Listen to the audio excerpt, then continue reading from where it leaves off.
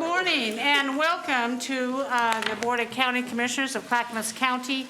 Administrator issues and updates. Nancy Bush is here substituting for Gary Schmidt. Nancy, take it away. Yeah, good morning, everyone. We have 4 commissioners here in person, and we have Commissioner Schrader, who's going to be joining us on Zoom. So we have quite a list today, so we'll get started with the overview of county building construction projects. And we have Cindy Becker. Cindy, please introduce yourself and present your material. Thank you. For the record, Cindy Becker, project coordinator kind of person in county admin. And we're doing the building project summary first? Yes. Yes. Okay. I have to wear this when I'm here? Yes. Okay. Sorry. All right. I just wanted to make sure. So, commissioners, what we did is prepare for you an overview document. There's a lot of building going on. And what's happening is people are coming to one project at a time, and we thought it made sense to give you an overview of all the different buildings and construction properties, all the construction projects that are being planned or are already underway, so that when the projects come to you individually, you'll have some kind of a context for them and see what is in the process of being planned. And so I'm not going to be able to get into a lot of the detail about this. If you have specific questions, we can get into that, and I can share that with the respective departments. What I can tell you is the projected cost is just that, projected cost, and we know with construction projects that's going to change. But quickly, the first page are those projects that have some type of county general fund involved in them. So it's not all county general funds, but it's a mixture that it does include county general funds. So we have the courthouse, the libraries, the OSU extension, and then there's a couple here that relate to the courthouse project. There are buildings that are going to have to either be moved or demolished to make room for the courthouse. And so just very quickly, the juvenile modular, there's a modular that was approved by Oregon City years ago as a temporary, and we're going to see if we can just move it. So we have some inquiries into Oregon City. If we can't move it, we're going to have to demolish it and put those services elsewhere, and those are being looked at by the juvenile department. The sheriff has a shed on the grounds, and we're looking to see if we could just move their contents to the former dog services building. WIC, that's Women, Infants, and Children. That building does not technically have to be moved, but it's not in very good shape, and there's a lot of concern when the construction for the courthouse starts that it'll just collapse. So we're looking at moving WIC services. Actually, it's kind of a good thing. We're looking at moving them around the county, so it's closer to where the people who need them are. So we're looking at moving them into other shared buildings with other jurisdictions. We already have a great project with Canby. And the behavioral health relocation, again, that is, those buildings will be demolished as part of the courthouse project. The next list on the next page are those projects that do not involve county general funds. And so the list that's Sandy Clinic, Milwaukee Bay, Transportation Maintenance Building, NCPRD Community Center, the Kellogg Creek Administration Building, and a variety of different structures being designed or constructed through WES. And the last list is a list of Housing Authority development projects and where they are in the pipeline. Again, how many units are planned, what the development status is, what the projected construction is, and how they're being funded. So, any questions? Sorry. I went through this kind of quickly. So I guess I'll jump in. It's fair to say, maybe, I'm optimistically, that some of these projects, even though they may look like a certain number today, that when it goes out to bid, ideally, hopefully, that those numbers can actually come in lower. That's not impossible. Hopefully, it's more likely. The part I'm a little bit confused about, to some degree, knowing that when this spike happened with construction cost here earlier this year in the summer, lumber was really, really, really high. It's come down to almost where it started out at, prior to the massive escalation. So I'm curious, what has, if lumber, which is a big part of a lot of this, has come down so much, what is it that's gone up to keep the price, or some of these estimates we're seeing, that they haven't really moved very much. They haven't really gone down as much as some of the materials have. Granted, some materials like metal and steel are still way high, I get that.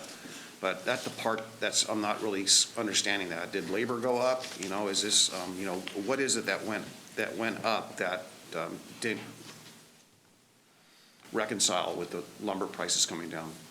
Commissioner, I don't know what the original costs of all these projects were. I just have what the projected costs are now, so I don't have a comparison. If you like, we can go back and have that. I think Nancy did a memo about the rising costs. The other thing that's really important, and you know this very well, is just the supply chain, getting the material, getting labor. I mean, there's a lot of projects going on right now, and everybody's looking for labor, for staff and labor, and also just in terms of getting the material. I don't know what impact that has on the pricing. But Nancy, do you want to mention anything about? Yeah, so thank you, Cindy. We did do a brief memo on some of the things that we were looking at. West, for example, they were seeing some increases, but at that time, they didn't know for sure what they were caused from. Whenever we worked with DTD and had conversations there, like for asphalt and those types of things, there was not an increase at that time. So I think it does have more to do maybe with labor, supply chain availability, and those types of things. Any other comments, Paul? No, I just think that, one has to responsibly ask ourselves, should we just put everything on hold until things stabilize, or will they even stabilize? That's really probably another question, but I'm just not suggesting that, but I think we need to consider all of that. I understand that I too have, an ample degree of angst about the cost of these projects and our availability of funds. I think we need, though, to look at it, we need to be mindful, and we need to figure it out going forward, what we're going to do.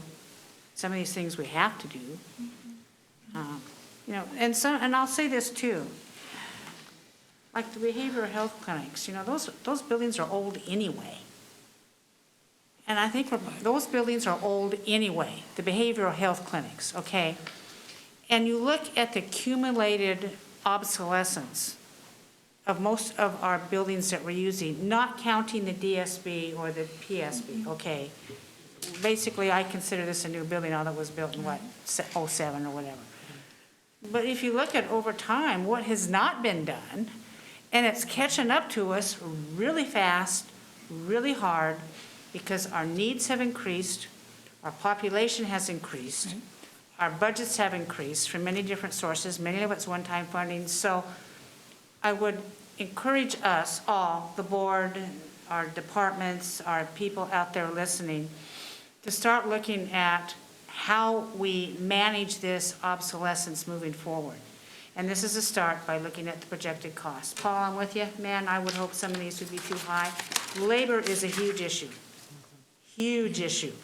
Every time we turn around, I go into a store, well, it doesn't matter what it is, and and you mentioned it, Sonia, there's a help wanted ad. And skilled labor is what these projects deal with. The electricians and the plumbers and the pipe fitters and all of the nail pounders and all of these people, the cement and asphalt, that's very skilled labor, and it's real high demand now. So I just think we need to be mindful. We are not at a decision point today on this, correct, Cindy and Nancy? That's correct. This is Absolutely. just It's an just to give update you for an the overview board. so you see what's. Yeah, update for the board to consider, and I would encourage all of our board members to start talking to community and department heads and anybody who we think can offer some insight. I know I'm going to do that, try to get some, outside think tank stuff going on, and just do that. Oh, Paul, you have your heart up. Sonia. Thank you.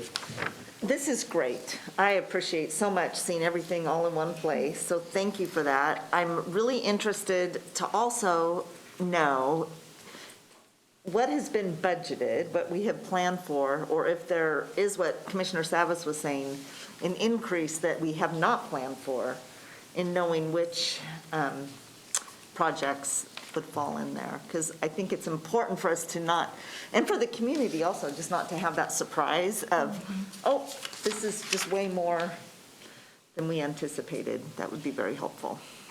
I think that the one that has the most if is the OSU extension.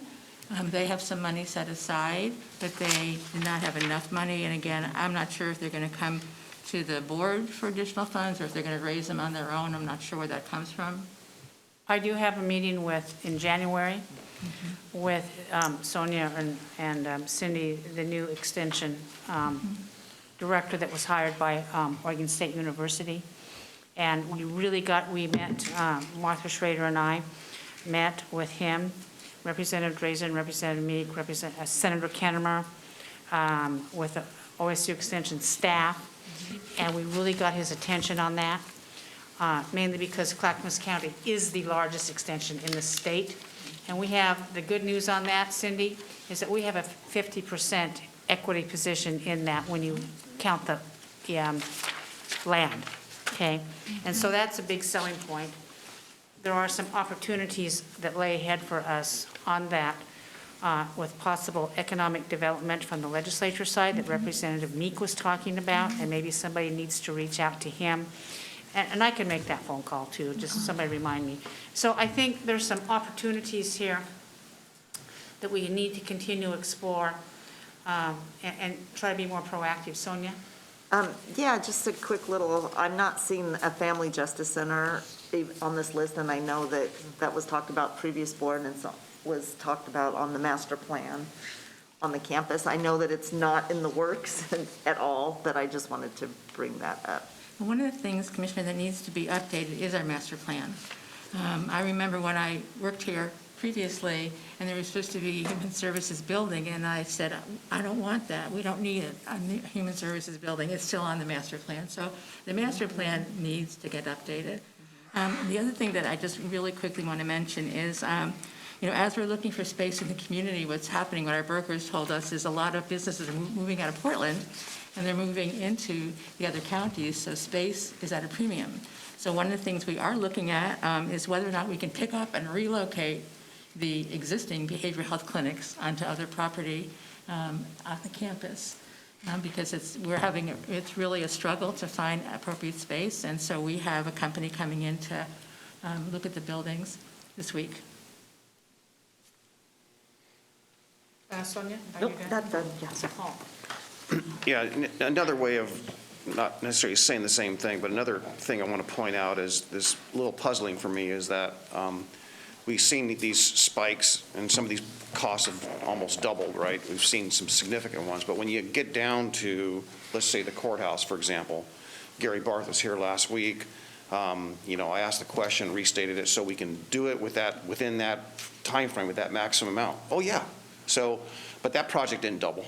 That project was estimated before the price escalation. So that's puzzling, right? Mm-hmm. Same goes for the Metro Housing Bond and some of the builders I'm talking to and people that are in that line of work. Those projects should have seen, they're no different. It's no different than building whatever it may be, a library or an office building or a health center.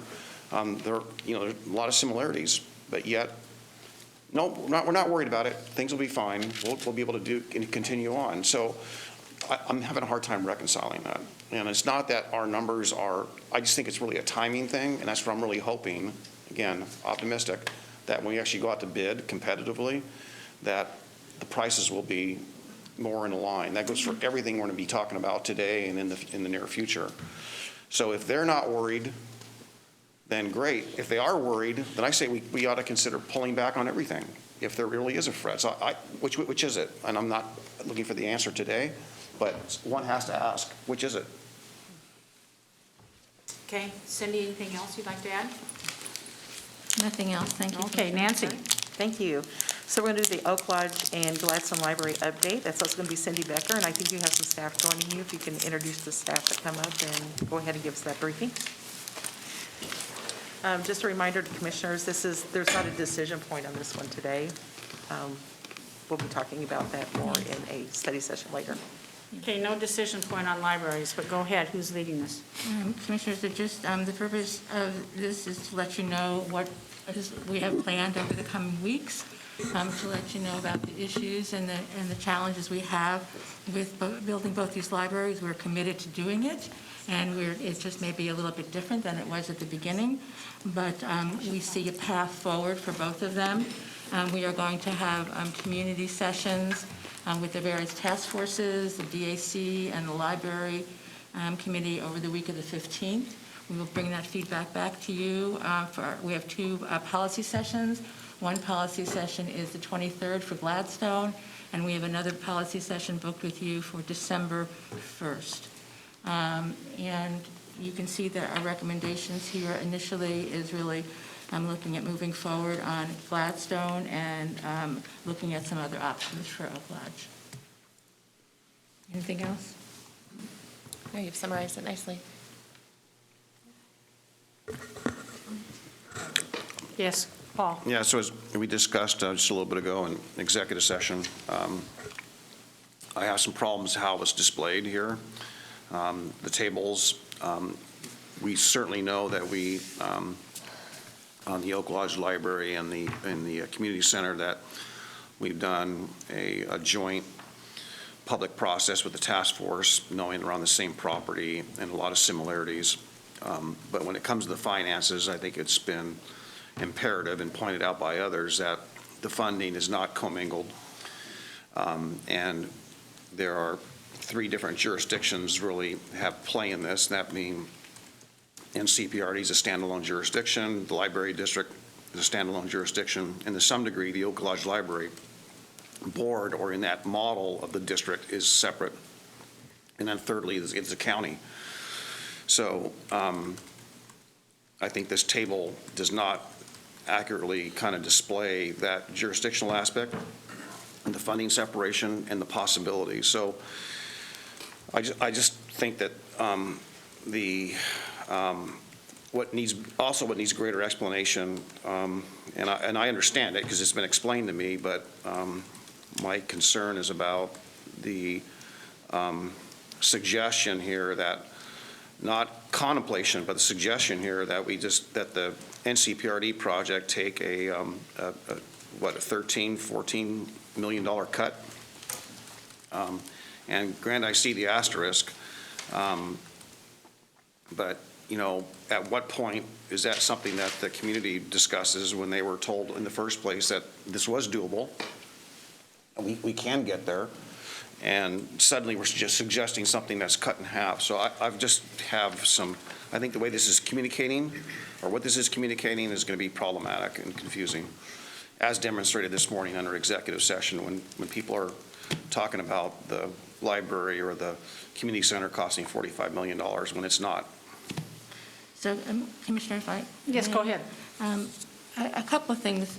When we first got involved with this, I think Sarah and I, this was all one project, Gladstone and Oak Lodge, it was all one. So we separated out Gladstone first, that was the first thing we did. And the other important piece to see, I think, and this may need some explaining, the intent for the Gladstone Library is $7 million. That's a built library done. We're looking at Oak Lodge at being a built library done. The NCPRD, that 13.7 is really a first phase. It is no way anticipated that 13.7 million and everything is there that needs to be. So it's really looking at how do we reduce the budget to be able to look at the ability to fund it now, but looking at over time as funding becomes available and as Mike, does whatever he's going to do, that there would be additional pieces added to the community center. So it's acknowledged that this 13.7, and we probably need to articulate it better, does not mean that that's the full meal deal. Does that make sense? Well, it does. But what's communicating here, I hear you, what you're saying, but that's not what's communicating. And I agree with you, and I think we need to do a better job of communicating that. Mike, did you want to add? Mike Bork, NCPRD Director, for the record. It really starts at the beginning of when the original project was put together, and the process in which the community was involved in collecting all the information of what they wanted in the facility, and basically that was what was built in the plan. Everything essentially that the community wanted, and there wasn't an eye to what was available for funding. So the scope was put together, and then the budget was put together after. And there were assumptions right from the beginning that created an unsustainable budget for NCPRD beyond, and not a long-term unsustainable. Within a few short years, if we went with the original $27 or $28 million plan, I can't answer how we got to that point. There were assumptions and communications that took place long before I got here. But when I first got here, I looked at the budget and I asked, how are we going to afford to pay this? And that's where I started finding out that there were some issues with our assumptions, because there's no way we could have afforded, without going significantly into unsustainable debt. But as Cindy says, we have a plan as we're drafting it now. This is kind of the first part of it, bringing you in at the beginning of, we still intend on creating a community center. There's still the intent to create the library. We're just trying to work within the means that we actually have, not what we think we might be able to afford at some point. And that is a greatly reduced amount. I can't explain why it's half of what it was, other than going back to look at how the project was developed and the fact that it was not sustainable from the beginning. I came in 3 months ago and I saw that right away, and I started saying it right away. So we want to move forward. We want to create a community center. We want to have some synergy between the library and the community center, even if it's just geographic, where we're on the same property. But there's still going to be some interplay, even in operations, we anticipate. We just are still trying now to figure out how we get to a right-sized project of what can be affordable and sustainable. Thank you, Mike. Paul, you have a comment? Yeah, I appreciate your comments, Mike. I would just say that not only is it commingled here, but the process has been commingled, and they're going to look at us. And we might say, I don't know why Mike might be able to say, I don't know why we told the folks then or whatever we told them, but they have heard that we could get there from here. And now they're going to hear that we can't get there from here. So no matter what, at the end of the day, they're going to look at us, whether we said it 6 months ago or a year ago or what we're saying today. So I think we need to figure out a way how we do get there and not really spend a whole lot of time talking about what we did wrong or what we communicated or what for. I'm just concerned about that reflecting on us, not reflecting on them. They were told. And I think, Okay, thank you for that comment. Commissioner, I think the important thing, that the message that we want to give people is we're still committed to both. It's just that by separating it, it gives us the opportunity to have a different timing. So we can move forward on the library, and then we build the community center out in phases. So the commitment is still there. But the problem was when it was put together as one building, we had to look at it as one building. And so this separation, I think, just makes it cleaner. Thank you for that point. We have several commissioners. And Commissioner Schrader, I may not have got your hand raised because I can't see you, but would you like to comment? Yes, I would. Thank you, Chair. I don't know if you can see me now. I can see you now. Yay, okay. So in any case, I just had a question about the design of the older building and the restoration of it. So it was a community-driven design plan? Yes. Is that correct? Yes. Correct. So what's happened is that the community kind of has planned something that maybe for them was, really it's the platinum standard. And maybe we can only give them gold. Would that be a good analogy to say? I would say that's a great analogy. And then because we gave folks free rein to reimagine what they really wanted to have there. So the notion of doing it in phases, to me, is somewhat appealing, because to me, it shows the community we're committed and we're working ahead with it, but the commitment will continue, to get that. And I have not looked at the design recently, and I imagine I'll ask Tracy to get me that design so I can take a look at it. But I do think that it's wise to separate out both of the projects right now. I think if we get that library going, and then the restoration of the building. And my other question is, have we talked with anybody from SHPO, the State Historic Preservation Office? Have we talked with specialists in preserving older buildings that might be helpful in this process? Because it is kind of an old historic school. And there are specialists out there that really can come up with some wonderful designs that could be feasible financially. Yeah, thank Just a you comment. for that idea, Martha. They're shaking their heads no. Maybe somebody will check that out. No? Yeah, they Okay. have not yet. Maybe they will check that out. Any check- further we'll check comments, that out. Martha? Nope. Okay, thank you. Thank We you. have a couple other commissioners with cards up. Sonia, you're up. Thank you, Chair Smith. So when we were just, and Commissioner Savas mentioned it, talking about this in executive session, we had on our document the revenue assumptions in the original project, which one was a GO bond that would result in revenue bonds. And Mike, as I understand it, your analysis has said that they would not be sustainable because it would take too much of the general fund of NCPRD and put us in unsustainable debt, which is a concern. But I'm wondering, what would it take, so along with what Commissioner Savas was saying, what would it take to really look at NCPRD and asking that the residents of the district that are voting for additional resources? If it was assumed in the beginning that 9.5 million of this project would be in revenue bonds, then what would it take? Can we do that analysis and that work and make it something that's sustainable, potentially looking at other investments that need to be made throughout the district? And that's essentially the approach that we're proposing in a phasing, is right now, I mean, I've been here, I think, 14 weeks now. So I'm still trying to figure out even just the general operation of the district. But we have, if we were to use the assumptions of kind of the cash, that's the $7.7 million that has been talked about. That's outside of the revenue bond, what had been budgeted in the Concord community project. And so the idea that we had was we would move forward with trying to get at least some of the elements that the community had said that they wanted, as far as community space, teen space, meeting space, party space, things like that, and develop that with that 7.7 that we've got.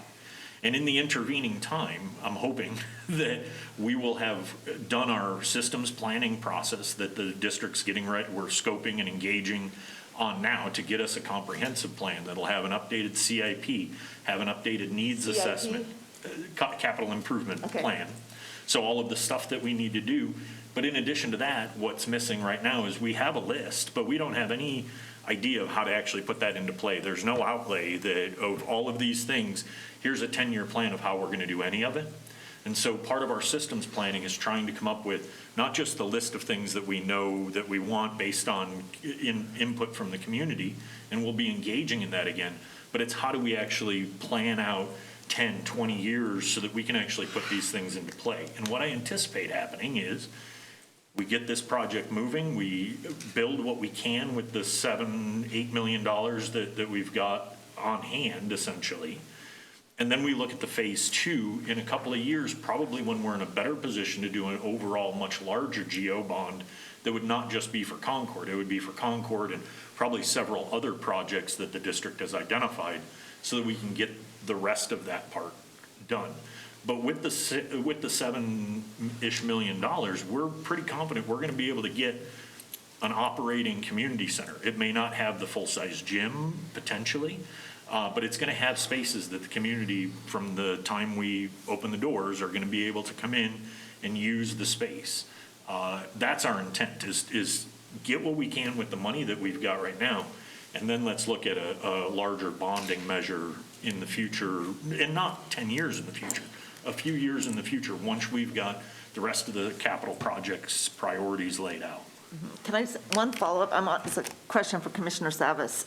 since you are the liaison for these areas, does this process jive with what you think the community expectations are in the process that was already completed and coming up with this?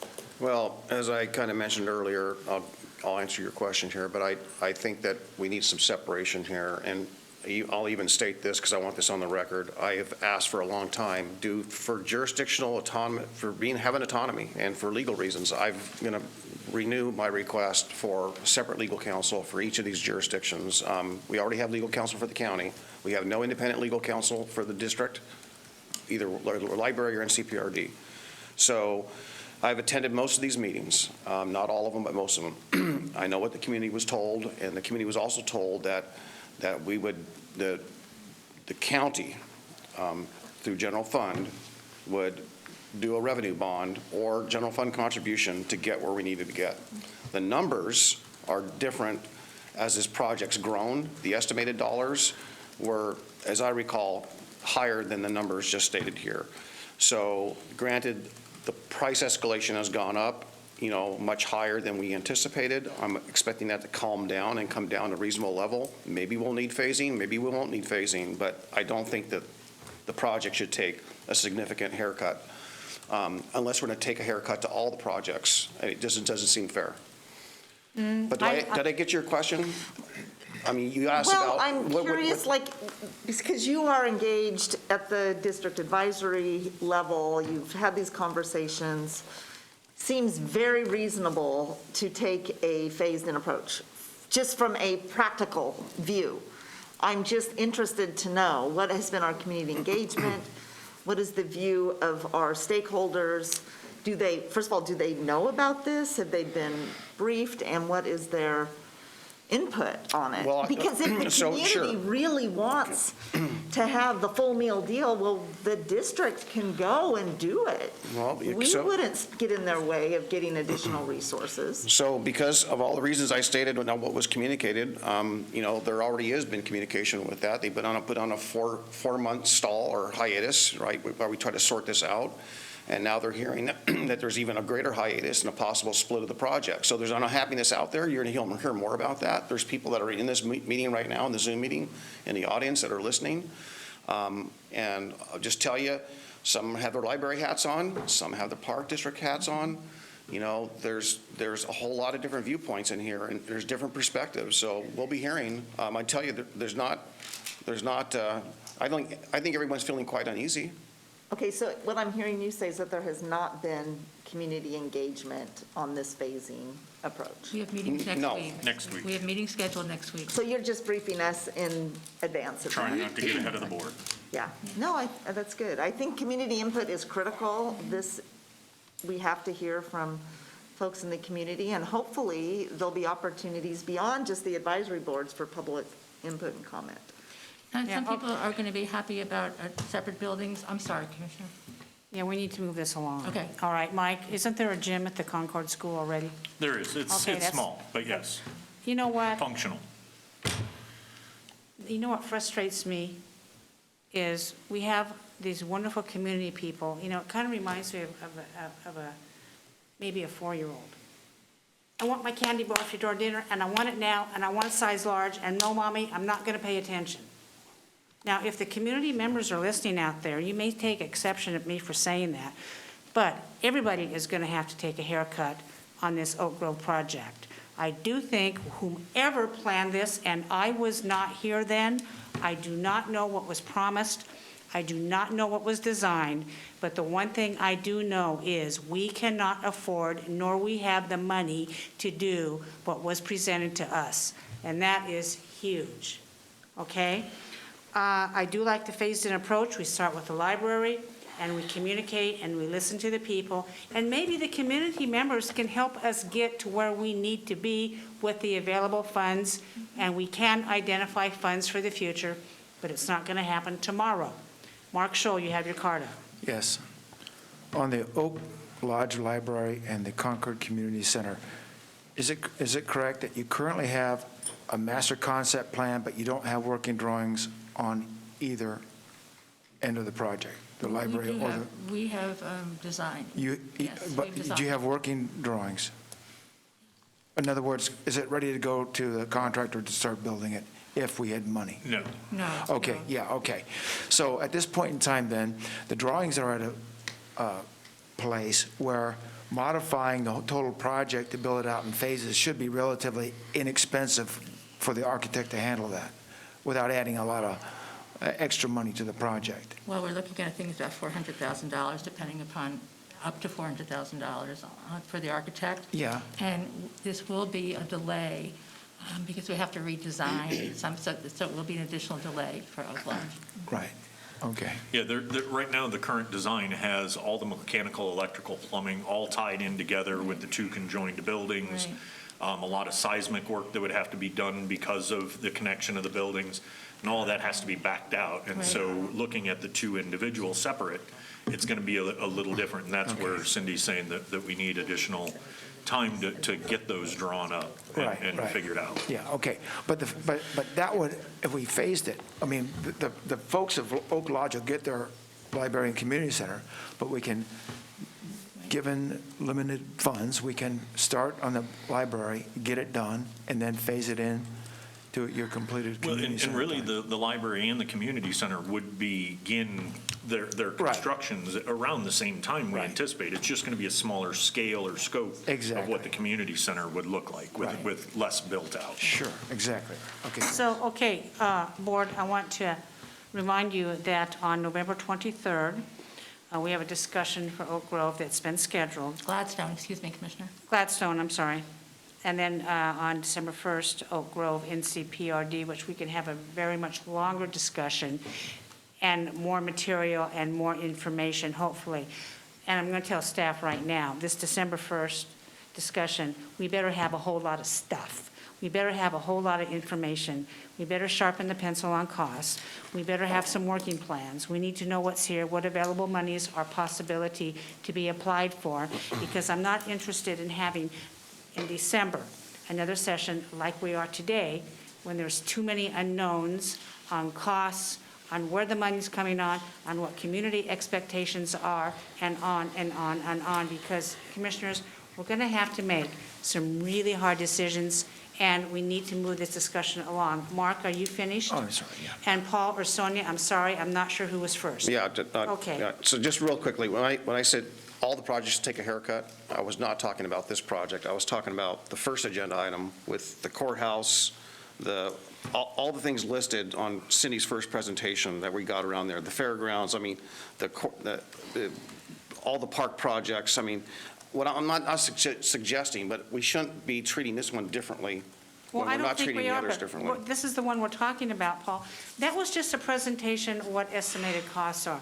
You know, we've got some fair projects that aren't going to be realized for the projected costs that come in. I know that. I also don't think that we need to be making decisions on the whole just because this one project is difficult today. We need to look at each project individually, how it's funded, how it's proceeding, what the community input is, and on and on and on. Commissioner Fisher? Yeah, Chair Smith, I really like that whole string of things that you just said, very much. Thank you. So I'm really interested when we come back for policy sessions for this board, there are 3 members of this board that understood how we were proceeding, and now things have changed. And so what were the assumptions that were made, and why were they made?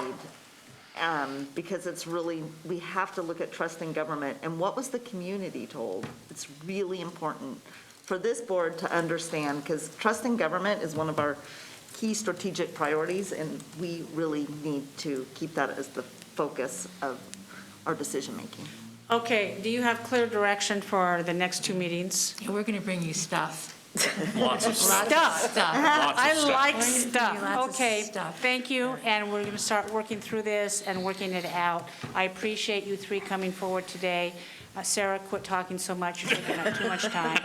And all my board members, I encourage you to reach out, get ideas, do whatever you think you need to do. Thank you very much. It's a great way to start off my birthday. Happy birthday! Oh, that's right, happy birthday. 71. Congratulations. God, you only look 50, okay. All right. All right, thank you. So, Chair, if you're okay, we'll do the consent agenda Yeah, next. go ahead. All right.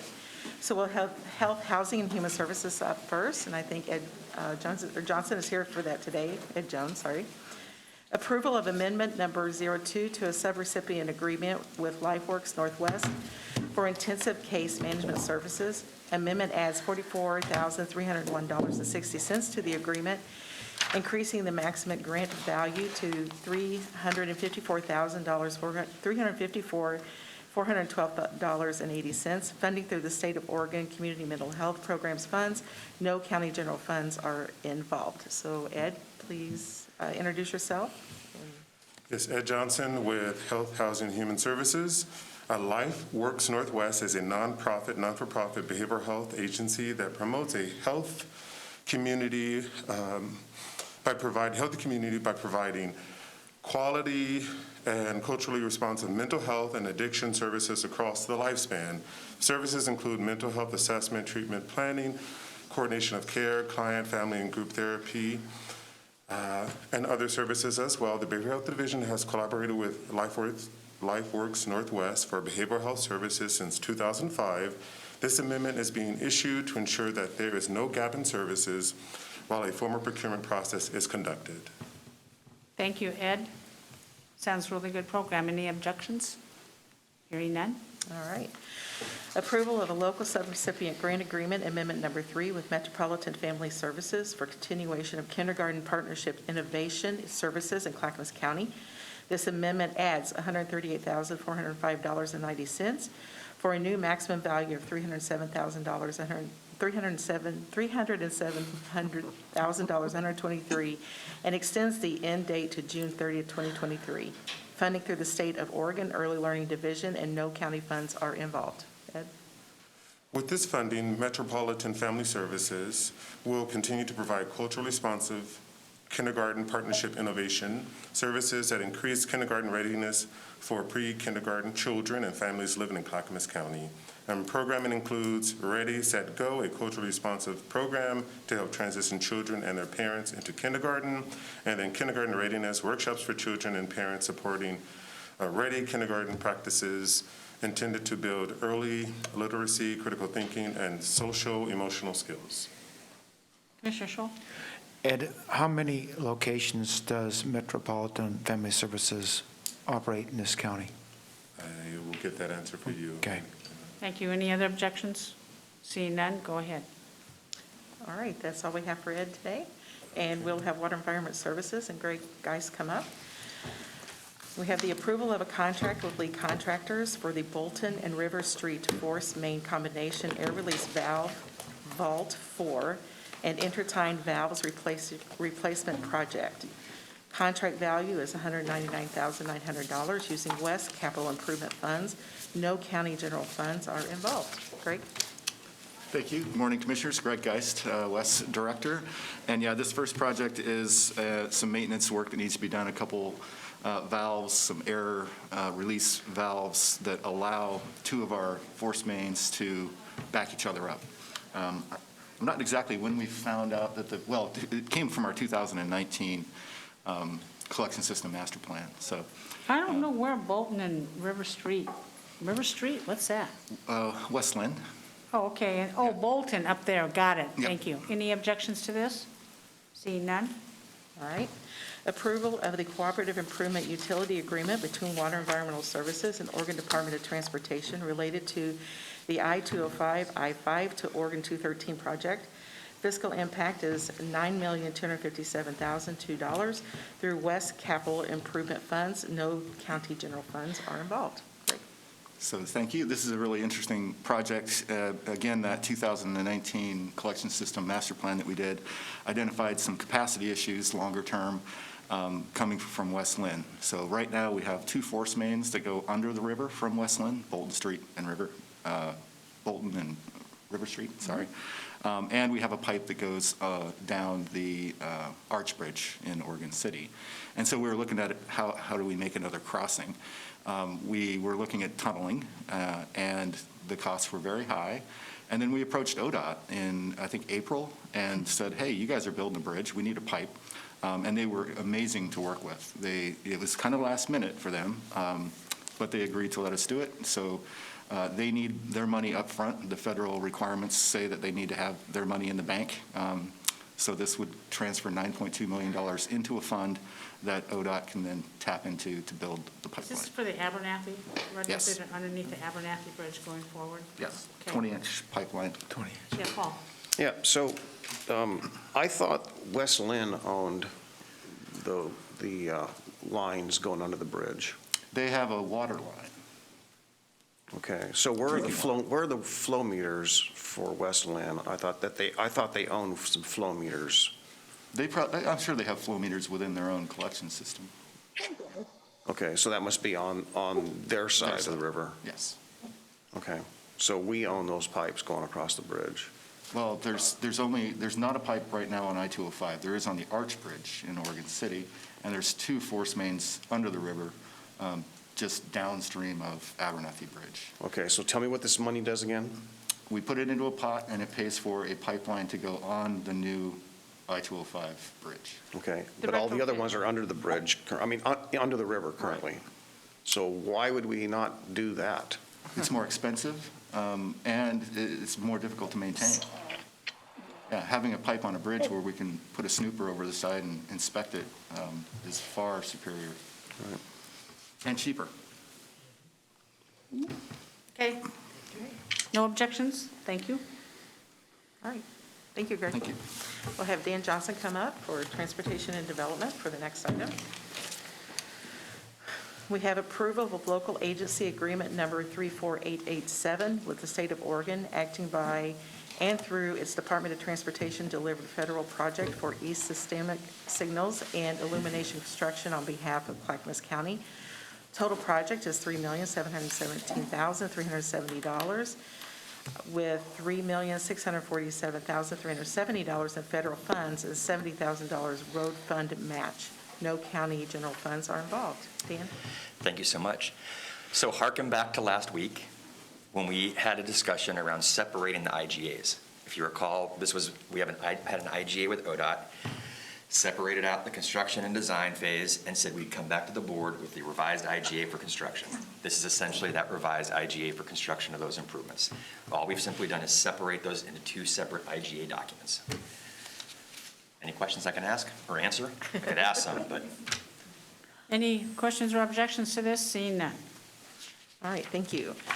So approval of a settlement agreement with Streamside Village Condominium Owners Association and acceptance of a deed to resolve issues related to an encroachment created by improvements to Sunnybrook Boulevard, funded through development agency funds. No county general funds are involved. Dan? Thank you so much. There is a long story to this. I will spare you the whole background and detail on that unless you would like to hear about it. But essentially what we have is an encroachment of some improvements that are privately held on public right-of-way. And so we're trying to address that encroachment issue.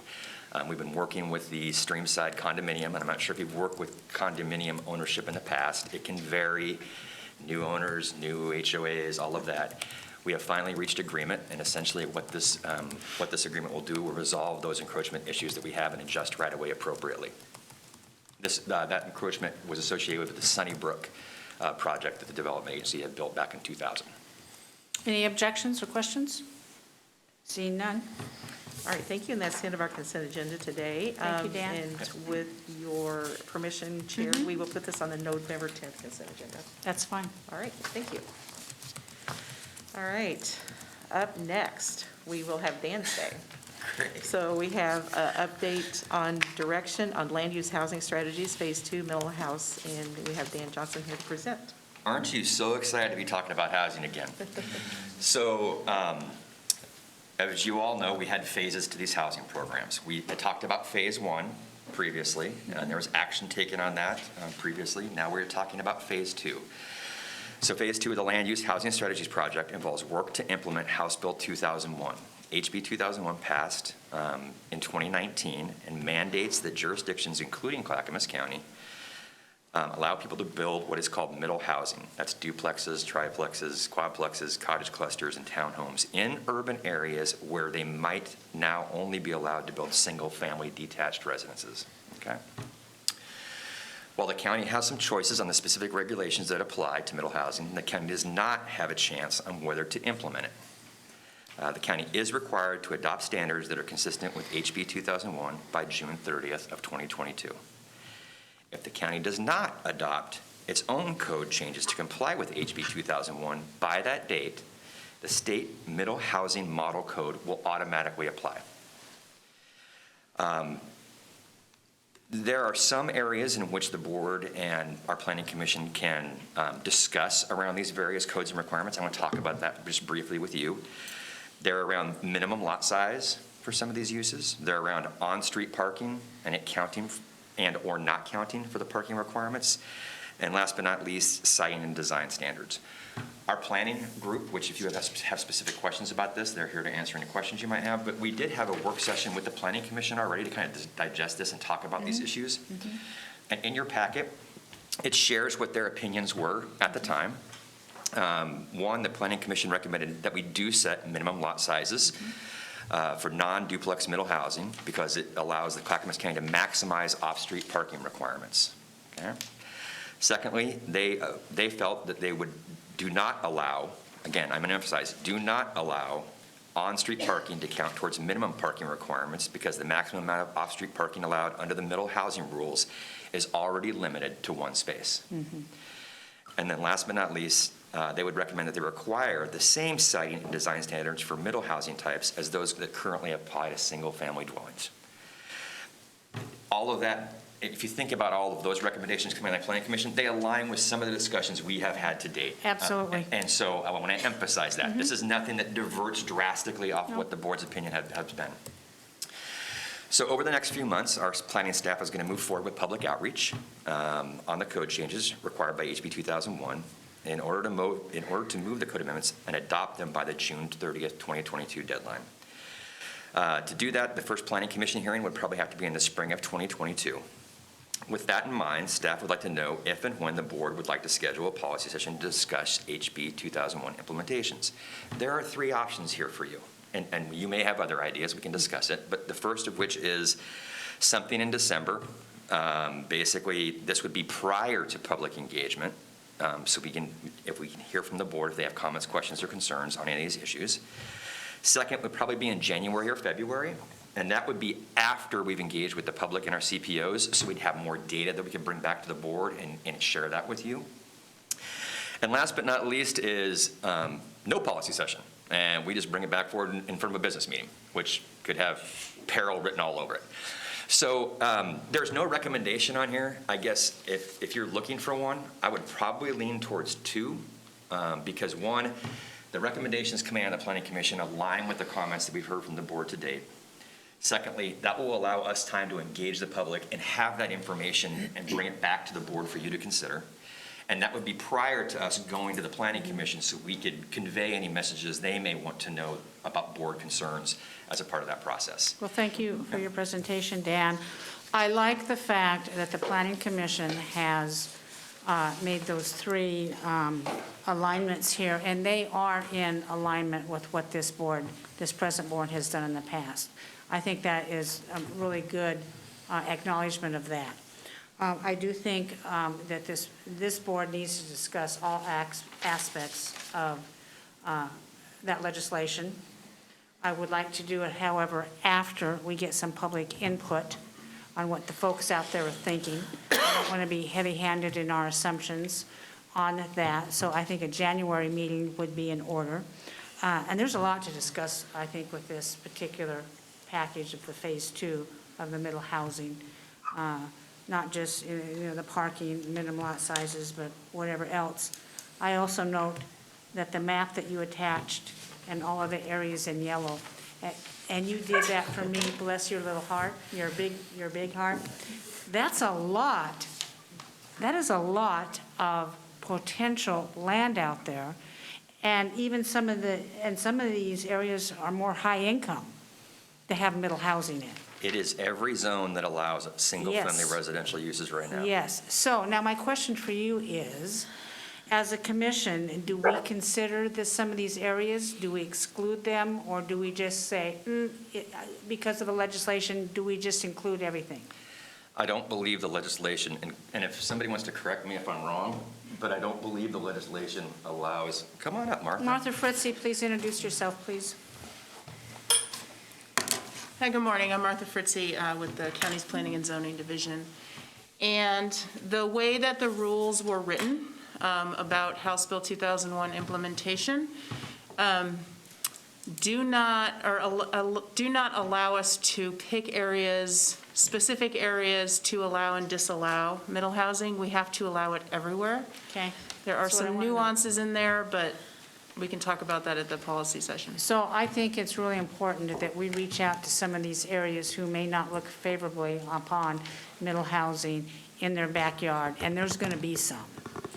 And we need to communicate that this was a legislative decision in Salem, not something that the commission just did willy-nilly.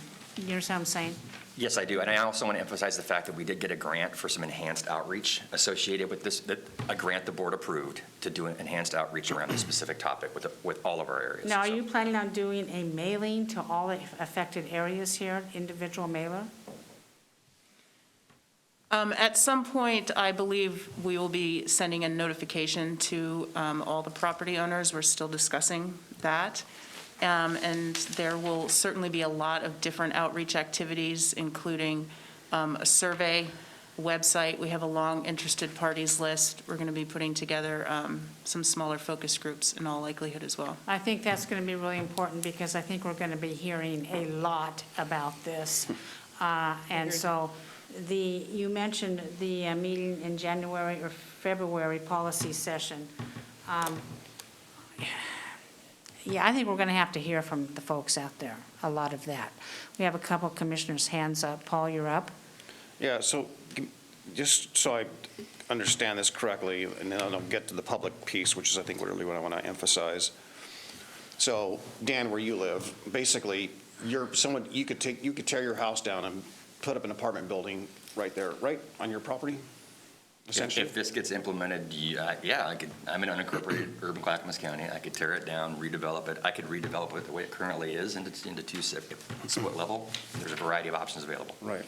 So I'm just, from my experience on CPOs and a number of meetings, this is going to be, people only know the impacts of this. And when they learn of this and that starts happening, and whether it's trees being cut to make these things happen, or whether it's, they're looking at an apartment building in their nice, lovely neighborhood with, maybe inadequate parking or drainage and all those other things that are impacted, this is going to be comparable to, you thought the ice storm was bad. You thought the forest fires were bad. You thought COVID-19's bad, right? This is going to raise the hair up on the back. And already, some people are wise to this already and are very upset, but most people don't know it.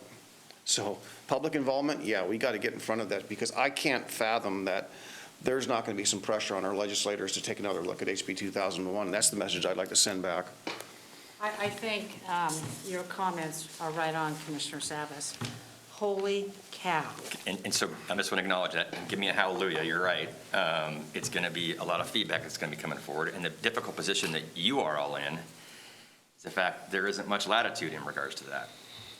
If we don't get it implemented, the model code gets implemented. And I agree. The pushback isn't necessarily at your level. The pushback is with the legislature in discussion around HB 2001. So. And we have another hand up. So the discussion at the Planning Commission, did they react similarly to what you're hearing from us?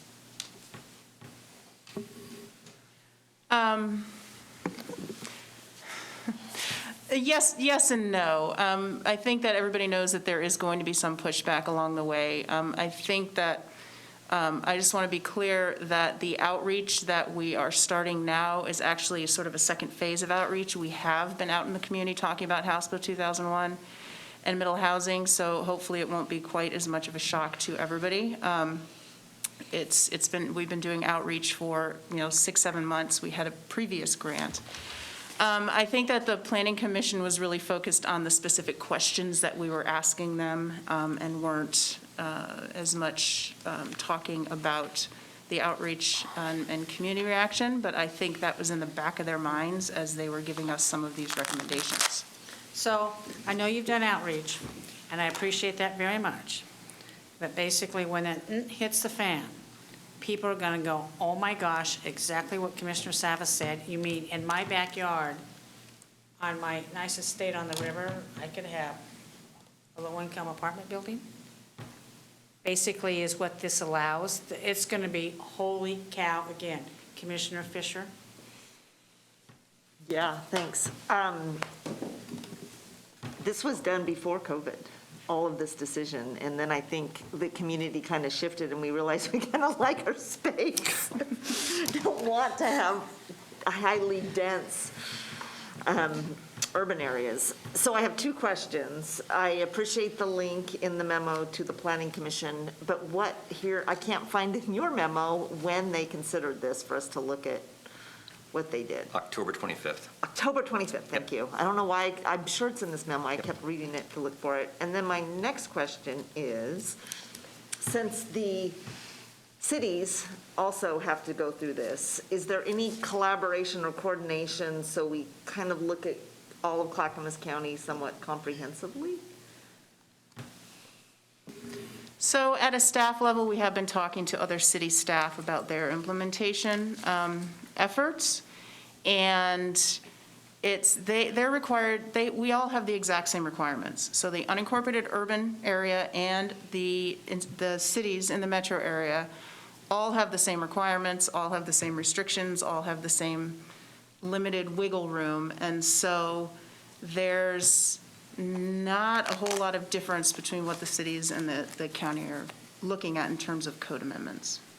Okay, I'm just interested if there's any opportunities for collaboration to have more uniformity, or even leveraging resources for outreach, because I'm sure they're all going to be doing outreach. Maybe we can combine and do things. And then we can more effectively also, if there is community concern, to take that to the legislature in a more comprehensive voice.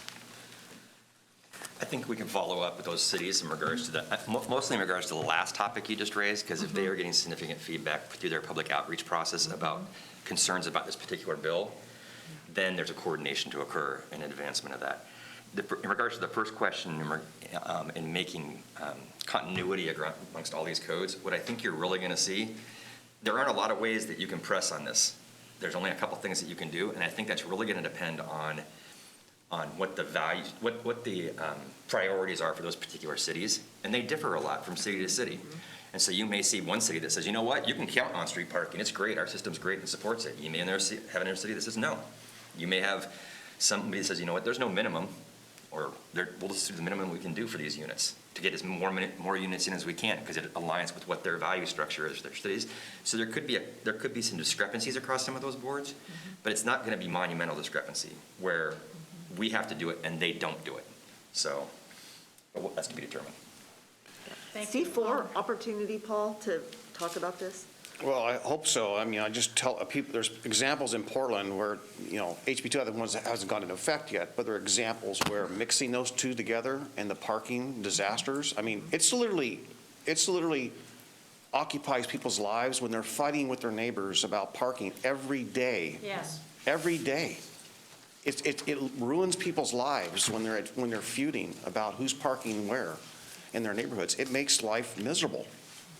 That's happening today. There's places to go see and argue. I mean, there's places, there are examples in Portland you can see right now where that interplay just isn't good. It's not a healthy community when your neighbors are feuding, let alone all the other infrastructure challenges that there are with this as well. That's why for the future, Dan, especially with this bill, we need to implement that parking standard policy session that I've been talking about quite a lot.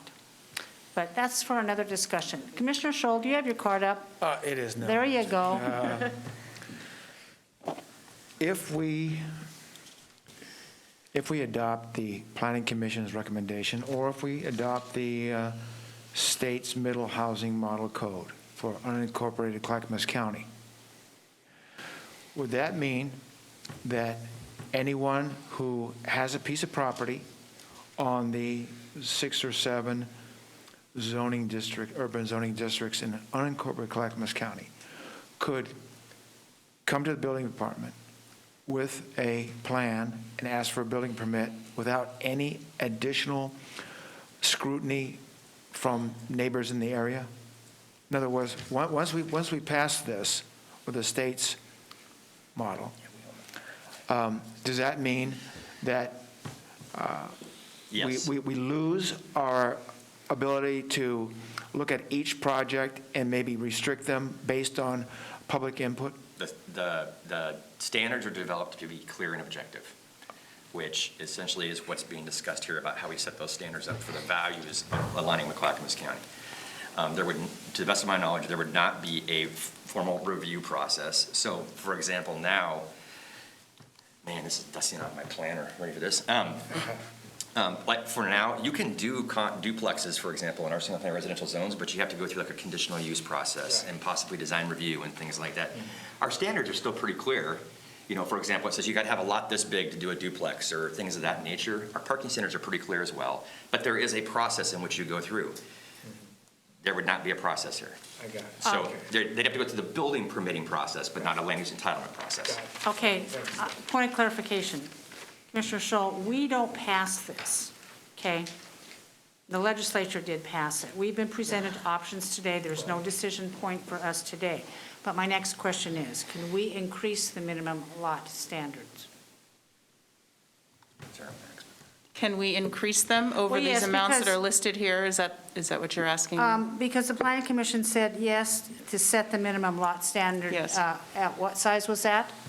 For a triplex, it would be 5,000 square feet. Okay, stop. For- So for a triplex, could we increase it from 5,000 to 6,000 square feet? Do we have that option available to us? Without getting too into the weeds, there is an option that requires a performance standard. You have to do an analysis and show a distribution, a fairly even distribution across all areas that would qualify, and you have to demonstrate that at least, for that one, it's 80% of your total lots in that yellow zone would be able to build a triplex potentially.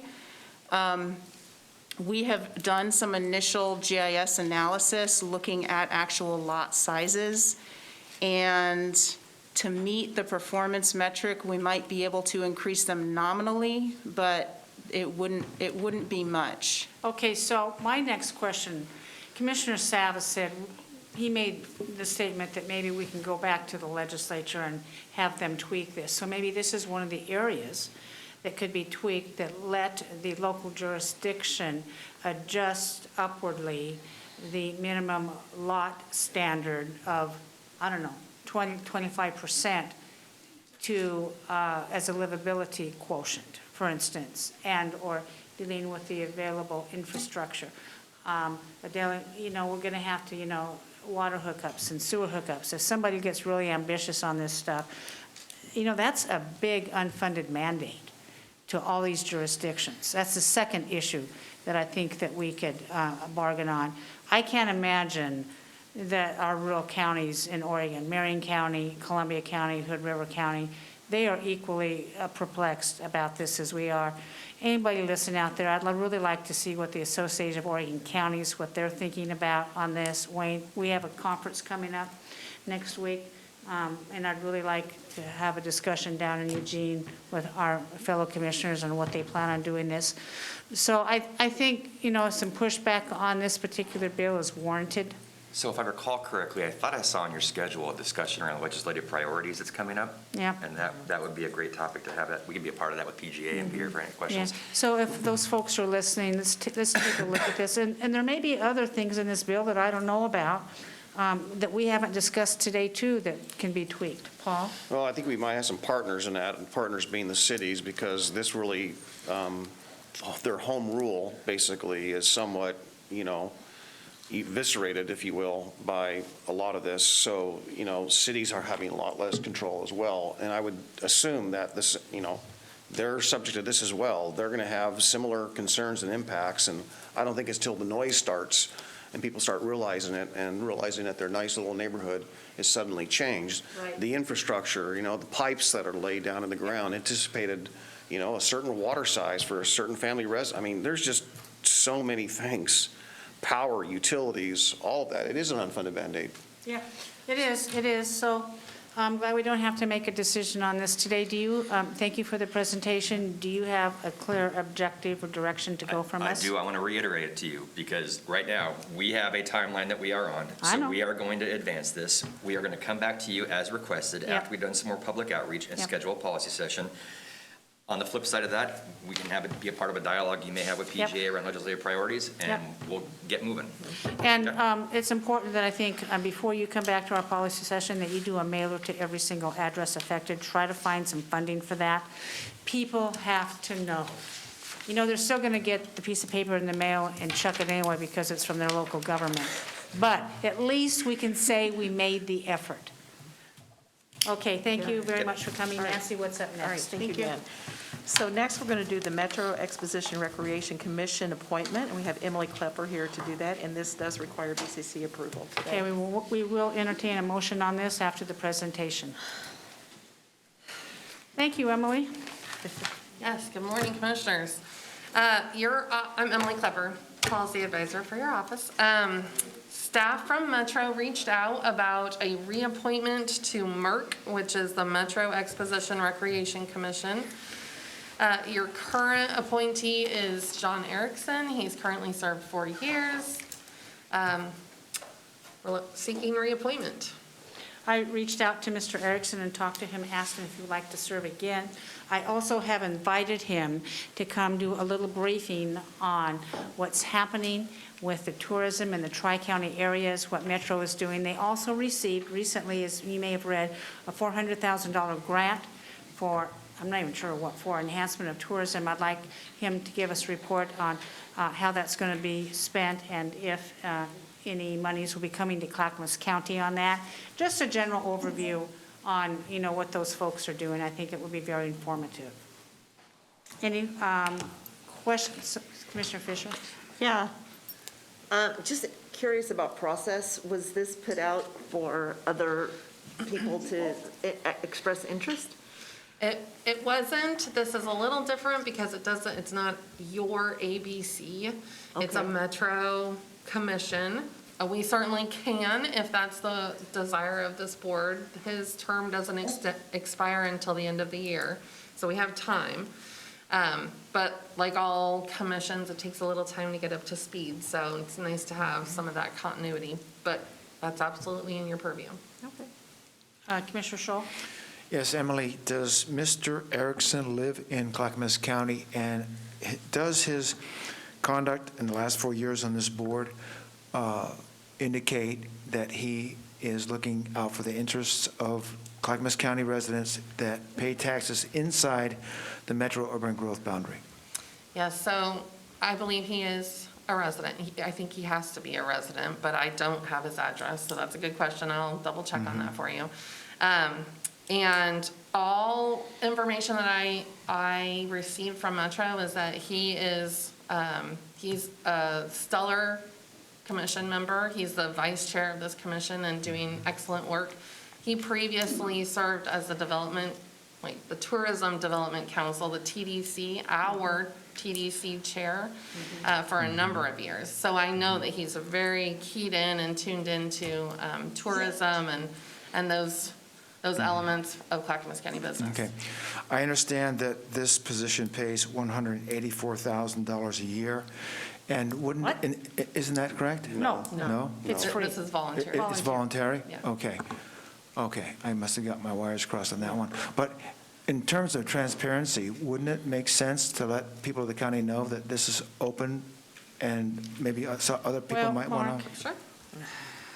We could. This man knows what's going on here. He comes out of the private sector. He's a business owner. He's extremely well-regarded. We could go through this process, have a lot of people, or maybe just a few people apply, who would not have his background and experience in representing Clackamas County. Okay. That's, everything else we've done, Mark. So we have- you're comfortable with them? Well, it says. If you are, I am. Yes. Okay. Chair? Yes, go ahead, Martha. I just wanted to clarify, this was John, who was head of our, I guess he was chair of our Tourism Development Council. I'm probably going to abstain on this vote because Mr. Erickson lobbied very hard at the time during the previous commission, insisting that our tourism development agency was not a part of the county. And that created quite a stir. It was a very difficult time, and that has now since been resolved. But because of the hiccups there, I'm going to abstain from this vote. Thank you. Thank you for that. Commissioner Fisher. Yeah, I just kind of like transparency, and I really agree with Commissioner Scholl that we should put it out just for input. And if John is who we decide to recommend, then I think we should do that. Commissioner Savis. Yeah, I would have thought by now we would have had some kind of, either reporting, and I would expect that as someone representing the county, they report back to us, whether that is in an email or a written letter or something like that. I'm not sure we've received anything in the last 4 years, have we? Not that I know of.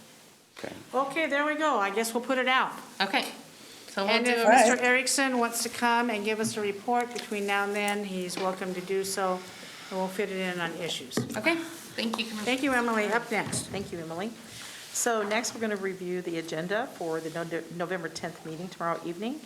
So we will have the call to order, a presentation on the Veterans Day presentation, which will be Eric Silver, consent agenda, public communication, county administrator update, and commissioner's communication. Is that approved? And that's an evening business meeting tomorrow. Yes. At 6 PM. Chair, I have a conflict tomorrow night. Oh, you're not going to be here? I won't be here. Oh, dang. NCPRD. Okay, all right.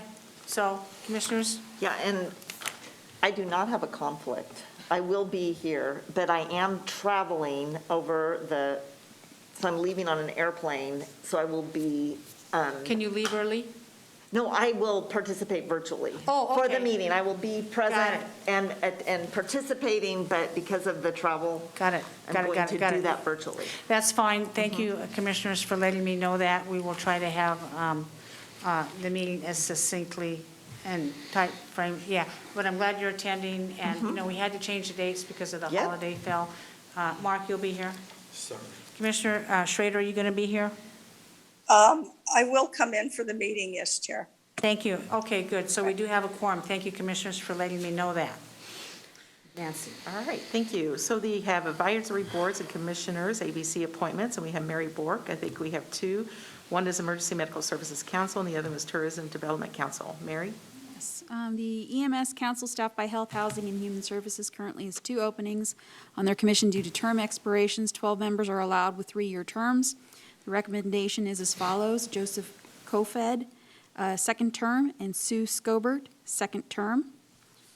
On the Tourism Development Council, which is staffed by the Tourism Department, currently has 1 opening on their commission due to term expirations. 9 members are allowed with 2 terms. The recommendation is as follows: Catherine Nyland for a 1st term, and that's it. Commissioners, any comments? Move for approval? Seconded. Commissioner Savis has moved for approval to the EMS Council and the Tourism Council, and Commissioner Scholl has seconded that. Any further comments? Hearing none. Mary, please. Oh, sorry, I do. I just have a question. I'm curious, for the EMS Council, because I just don't know how the process works for that, was there a recommendation? Who made the recommendations for that? Is that our staff, or does the EMS Council itself recommend? How does that happen? I can read off here for you what it lists on the ABC. It says recruitment opened to the public on August 19th, 2021, and closed on September 8th, 2021. Recruitment took place by press release and the county website. Through this recruitment process, 2 applicants were received and 2 were recommended to be appointed. 2 applicants are currently on the board. Interviews were conducted with all eligible applicants. Okay, so do we know where the interviews were or who made the recommendation? I'm just really interested because our EMS council is pretty amazing. And I just am They- interested they in are- how people get on it. They are typically fire district, emergency Yeah. responders, the There's a medical- paramedics, there's a they medical are, doctor on here, have you Uh-huh. noticed? yeah. I mean, do they go through the EMS council to be interviewed, or is it our staff? You Yes. probably know I this. do know, yes, because I used to be on this board, but yes, they actually go through the EMS council. Mm-hmm. There may be, probably a group that does the interviewing, but all of the recommendations go through the EMS council. That is great. Thank you for that clarification. Thank you very Okay, much. are your cards up for a Nope, reason? they are not up. Thank you, because I get confused, Yeah, because your yeah. card was up, that's why I didn't call on you, so put them down. It's not spring. Yeah, thank you. Yeah, thank you. Okay, any further discussion? Seeing none, Mary, please call the poll. Commissioner Schull, Aye. Commissioner Fisher, Aye. Commissioner Schrader, Aye. Commissioner Savas. Aye. Chair Smith. Aye, motion passes 5-0 for these appointments. What's up next? All right, thank you. So we have Reimagine Oregon update, and we're going to have Martine Koblins come up. And Martine, if you could just give us a background on this particular Reimagine Oregon, and then I know Commissioner Fisher, you have some comments that you would also like to make. Actually, Commissioner Fisher's going to start us Oh, off. I'm sorry, Yeah. okay, No, thank that's you. totally fine. So there was a press conference, I can't remember when, like 3 weeks ago or 4 weeks ago. Yeah, about a month ago. And we had put this on for issues to just give an overview for the board because I realized that the whole board hadn't. Sorry, I have to do these huge breaths because I don't have my air from my mask, so I apologize for that. But we hadn't been updated as a whole board, so I wanted to do that.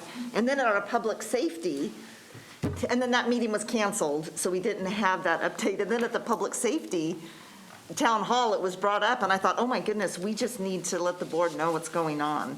So with that, I just wanted to let folks know that this effort started after the death of George Floyd, a group of, it was an effort from some people, mostly from Portland area, wanting to create policy out of the protest, to make something tangible and meaningful beyond the protests that were happening in Portland. So this group was engaged, and it was involved all across Multnomah, Washington, Clackamas, City of Portland, legislators, like City of Gresham, different jurisdictions had representation throughout. And a lot of it was I would call it a listening session where elected leaders could listen and learn and hear from community what the result of that was. And during all of this process, Commissioner Savas attended many meetings with me. Our whole board at that time participated in some of the meetings. And out of that became very tangible suggestions for policy.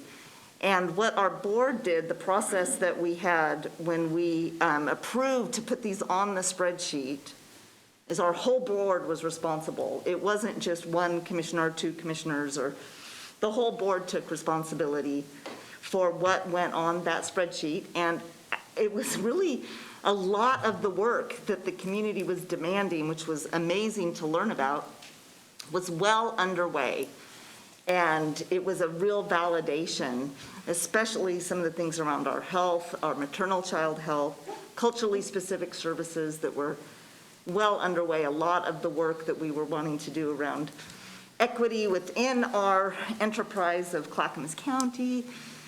And some things with the sheriff's office, there were many things that were being asked of all local jurisdictions, and our Clackamas County Sheriff is well underway in achieving those.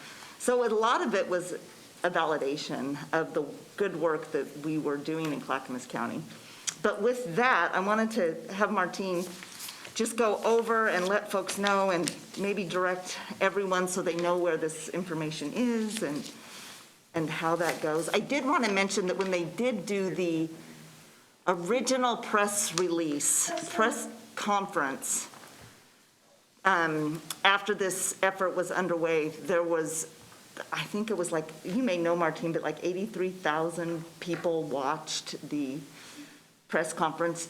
It was huge. It was very broad beyond just Oregon. But with that, and don't quote me on that 83,000 because I'm going through my brain and I don't know if my brain always remembers everything. But with that, I wanted to hand it over to Martine. Thank you. Good morning. I'm Martine Koblins, County Equity and Inclusion Officer. So I just kind of wanted to guide you a little bit through this spreadsheet because this spreadsheet was created by the Reimagine Oregon coordinators and leaders in this process. There are some columns on the spreadsheet where it's really literally just a drop-down box, and so there's some restriction in terms of what we put in there in terms of prognosis and time period with regards to each of the demands. And so that's why the notes section on the far right side is really important, and I just really want to guide you towards that, because the notes is where we really can provide more context and nuance about where we are as a county and what we're doing. Just as Commissioner Fisher said, we are really well underway with regards to a lot of these issues, these policy demands from the Reimagine Oregon leaders. Many of them were already in alignment with the work that our county has been doing and where our county wants to go. So it's great news. The other thing is our county, as you all know, is very unique in that we have the urban and the suburban and the rural. And so there are some places there are some policy proposals that they have here where as a county we're not necessarily going to do, or we're just not there yet because there are other things that we are doing that have to be in place as a foundation before we can get there. So I'm not going to read through each of the policy demands and proposals, but I wanted to just sort of orient you on how to look at this spreadsheet.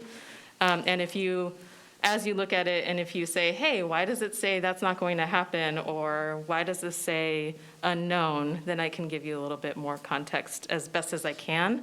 And if I can't, then I will refer back to the department that H3S or the Sheriff's Office or whatever department is connected to that policy demand. Thank you, Martine. I was just asking if Martha was online for this. Okay. I'm glad you explained how this spreadsheet works because I didn't know. Yeah. And Commissioner Fisher, I think you're right. I think we are working on a lot of the items listed on this. For instance, not going to happen because we don't do schools. Right. But our juvenile system, Yes. our juvenile department, is excellent in working with school-age children and their families to move forward on a lot of the issues. Yes. A lot of the issues.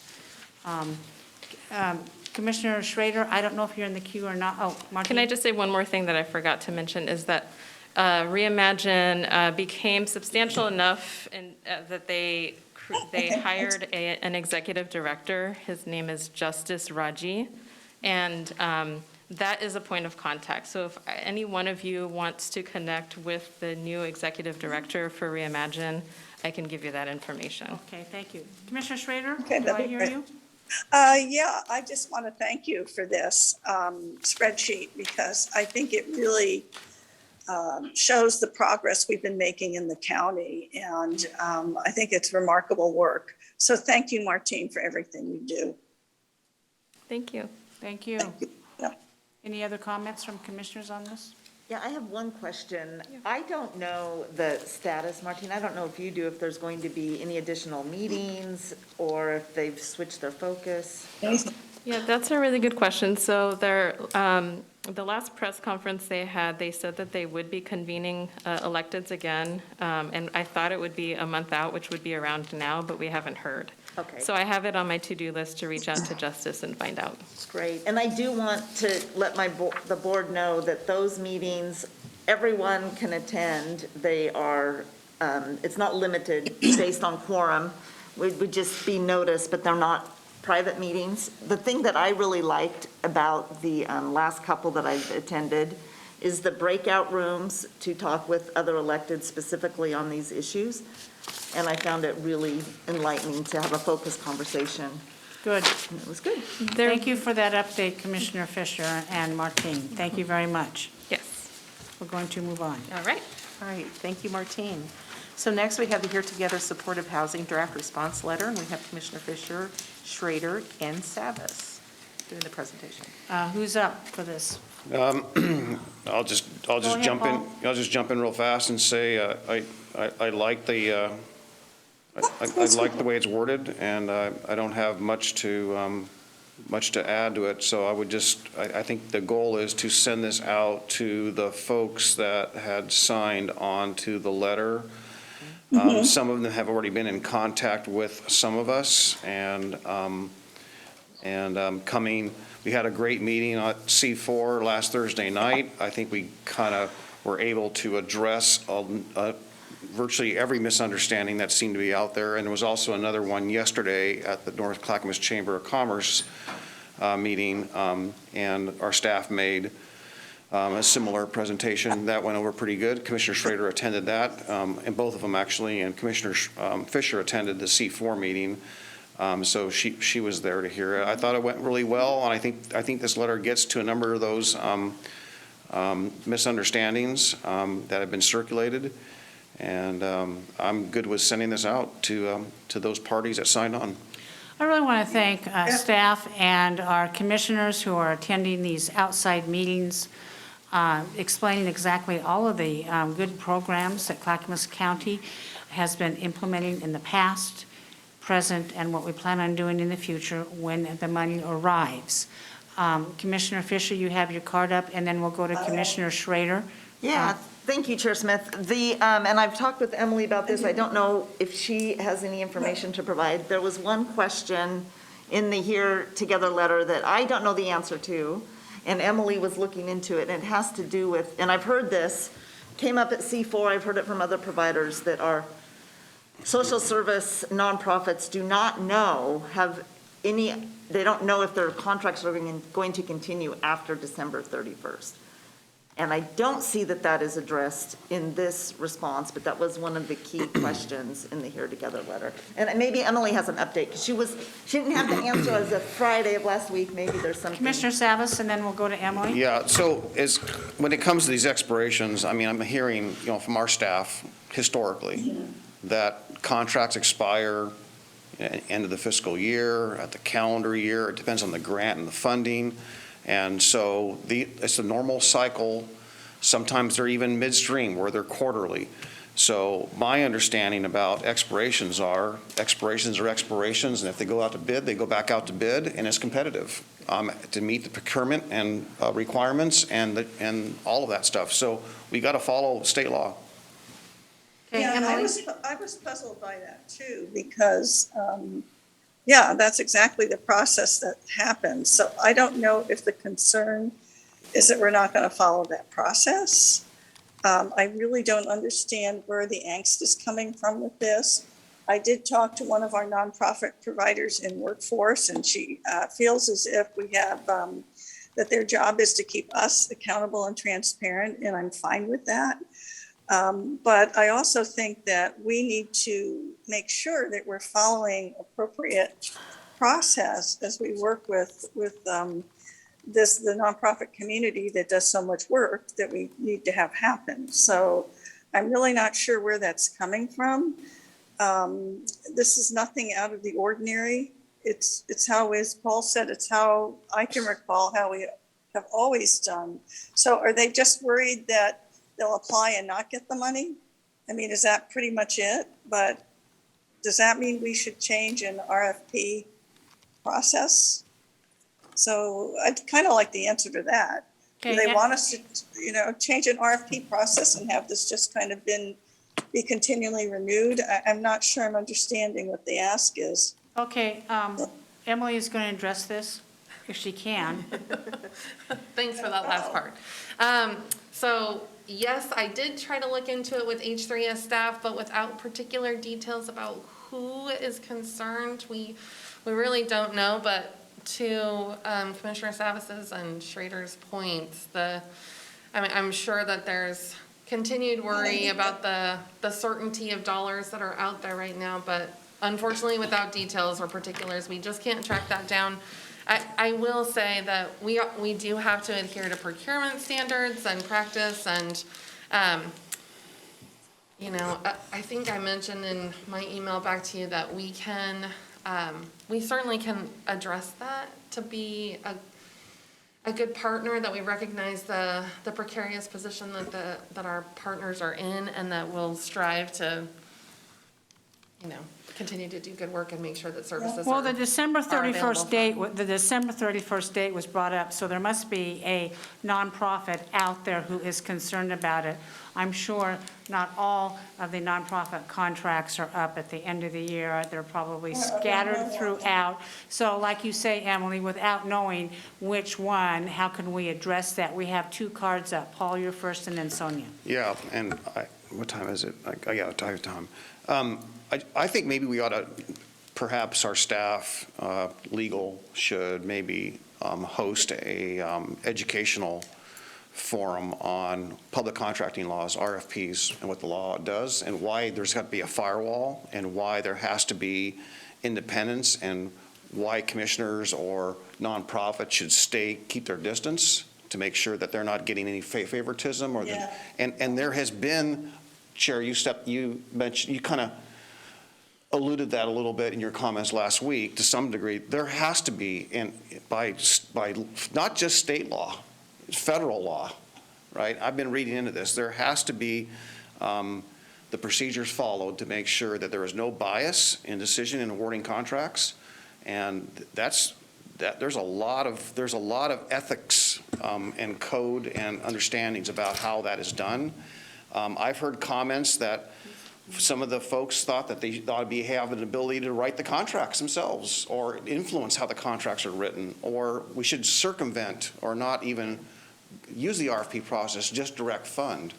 So I again, from what I know, that there is specific law about that in public dollars being spent, public agencies, the responsibility, the auditing. We can't unwind that. GASB has specific standards and laws which apply to every jurisdiction in this country. We can't just unwind that. Yeah, thank you for that. And I just put a note in Nancy's pad here, and we'll circle around with Gary Schmidt, because I was talking with Gary about this particular issue on public contracting, and I can't remember what we decided, Paul, but we will revisit that with Gary when he returns. Commissioner Fisher, you have your card up. Thank you. Paul, I think that's a great idea.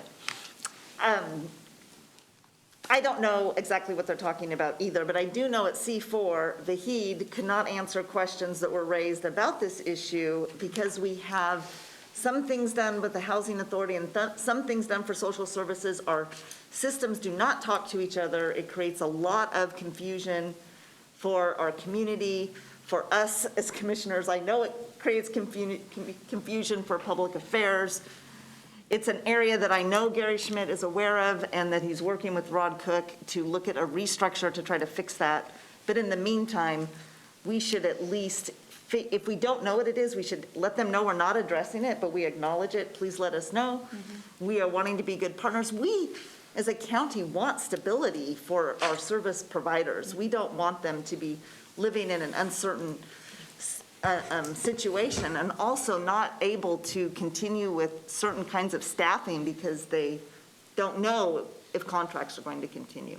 And I don't know what's going on, but he didn't know what was going on. I think an acknowledgement is that. very fair at this point, moving I think we forward. should put, I think a point of acknowledgement would be fine, that we respect and work with our nonprofit agencies to supply these, to give these services. Sure.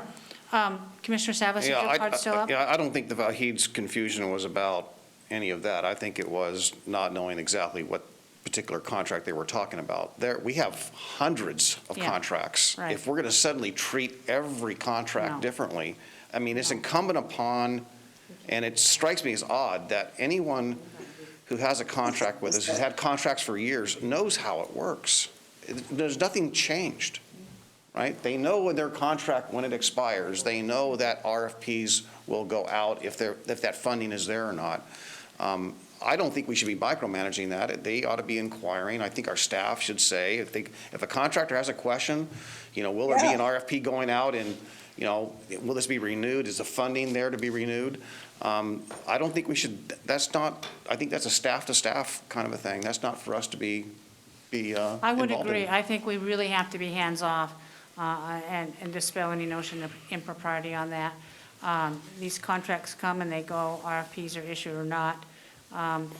We have really limited nonprofit, I think, capacity.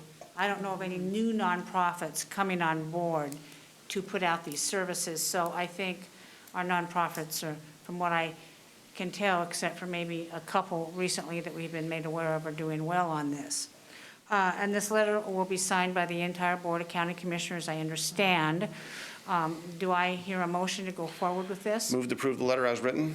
Second. Okay, Commissioner Savas has moved for approval. Commissioner Scholl has seconded the motion to send this letter to all of the signatories on a previous letter.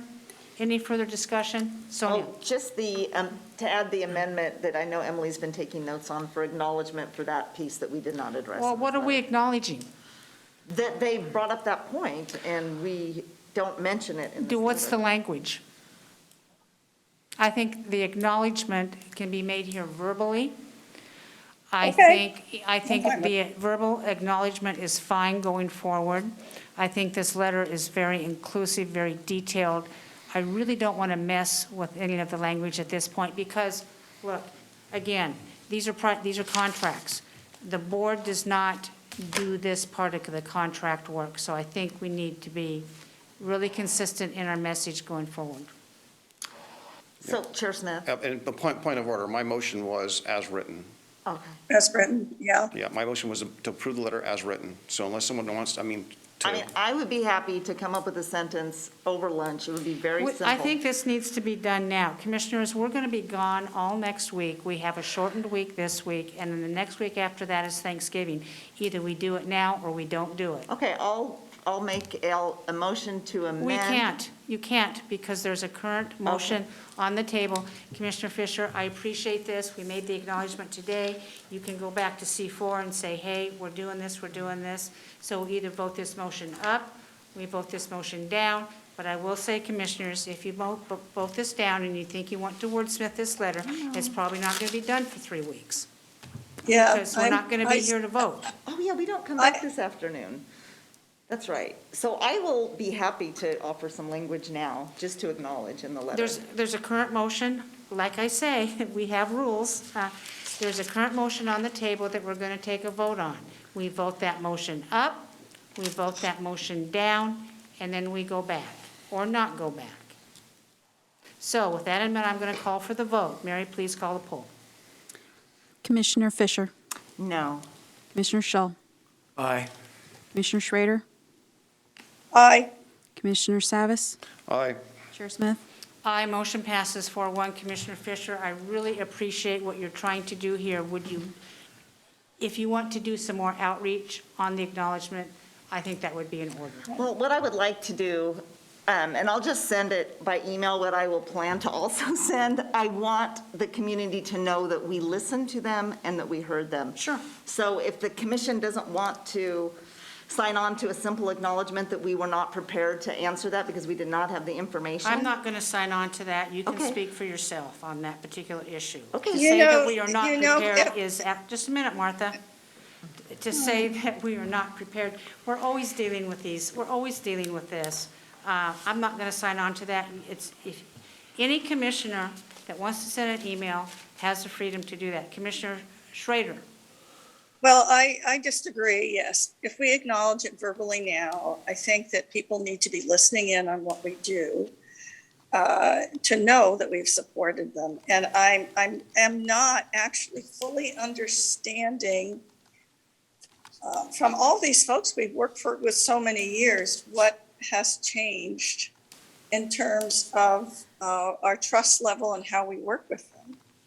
I mean, we've really been supporting folks for so many years. I'm not sure, I'm not sure what entity is actually kind of roiling this, what I think is misinformation, that we aren't supportive, Yeah, I and we do are too. following I do too. contracts. So I'm kind of okay with the letter as stands as long as we've acknowledged folks, verbally now. At least it has a record. And my concern is, if we're going to send, my real concern is, if we're going to send the letter, it needs to be done now, because if we do anything now, just wordsmith, it's just going to hold it all up. And I'm assuming that this is going to the folks that actually signed on to the whole letter directly, that we're actually sending these letters out directly to everyone who was on the list.